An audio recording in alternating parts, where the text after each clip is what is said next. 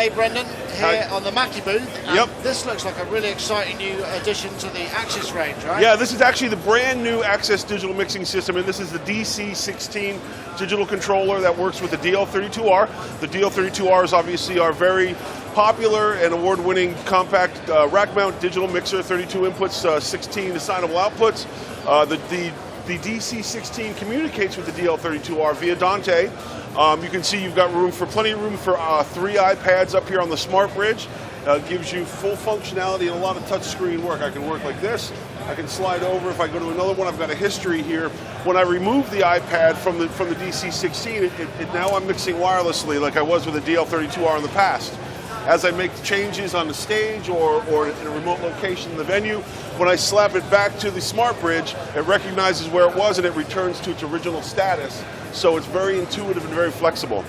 That's cool. So these can be set to be showing the status of whatever you can have as a meter bridge or whatever you want. Exactly. When you configure the piece, you tell it how many iPads you have, you tell it how you want to work, and you just go from there. Oh, that's neat. So this looks really interesting. Got a lot of screens in there. Yeah, you've got 26 full-color, high-resolution TFT screens here that will populate icons.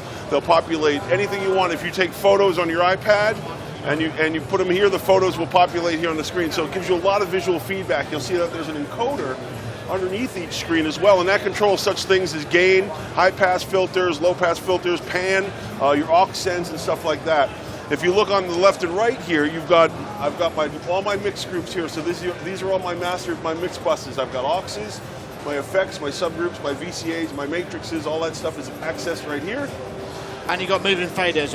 We've got 17 long throw faders. These are Alps faders, very top quality. You'll see that you've got full color input and gain reduction LEDs, and over here you've got your access to your view groups and your mute groups. So everything is one touch away on the DC16. It really is a very fast and fluid and functional working control surface. And so if you're not using it with an iPad, you get like a fat channel type of setup. I mean, how does that work if you're just using the control surface? Right. So I've got I've got my channel EQ. So as you'll see, it mimics it on the screen. But if you don't have your iPad, if somebody's using it, you can see that you've got a regular channel strip was usually in a vertical plane, right? So now we just have the channel strip on a horizontal plane. I've got band frequency 1 here, frequency 2, I've got Q, I've got gain and all that stuff. So I've got all my controls of my EQ, I've got my dynamics for gates and compressors. All that stuff is accessible right through here.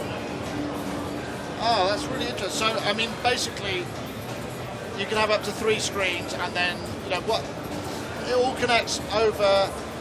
The iPads are connected via host mode. I mean, do they plug directly into the DL32? Yeah, the 3 iPads, you'll see that the iPads are plugged. There's 3 USB ports in the back. 2 are strictly for power, right? And those are connected. Obviously, the DL32R is with a wireless router.